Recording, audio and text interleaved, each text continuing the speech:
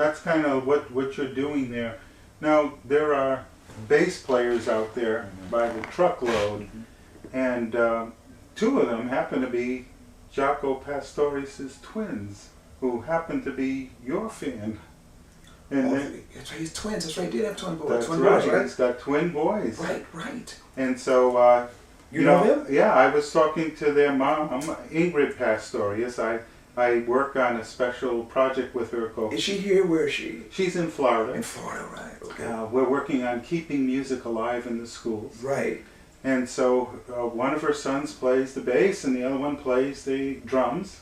I bet they got to be great. Oh, well, when they were asked, or when their mom knew that I was going to interview you, she indicated that you're their hero. Wow. So, wow. I knew their dad really well, you know.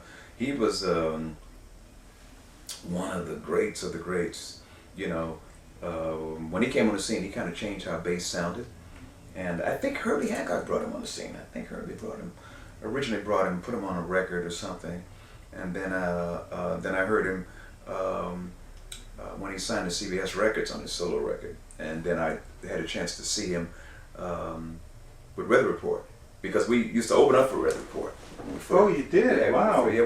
That was a concert. Yeah, but we opened up for everybody, man. We opened up for everybody. We opened up for Rod Stewart and Faces. We opened up for Uriah Heep. We were actually opening act for like the first 3 or 4 years.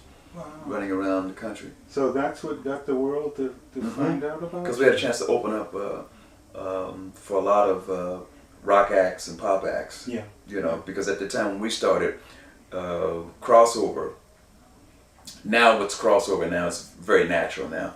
You know, now the white audiences are just as much into Beyonce as they are Taylor Swift. Whereas back in the day, you didn't, you know, us crossing over was a big thing, you know, to the masses, you know, it was a huge thing because you had never had that happen before. Yeah. We had an African-American band that could play for everybody, you know. That was a different thing, you know. Now, there are bass players out there, and they know I'm talking to you. And what message could you send to bass players? Man, love the instrument and practice. And see every other bass player that you can see, you know.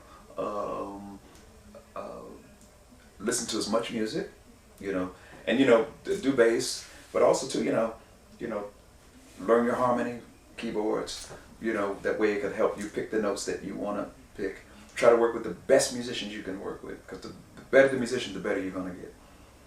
You know, that's what I would say to bass players.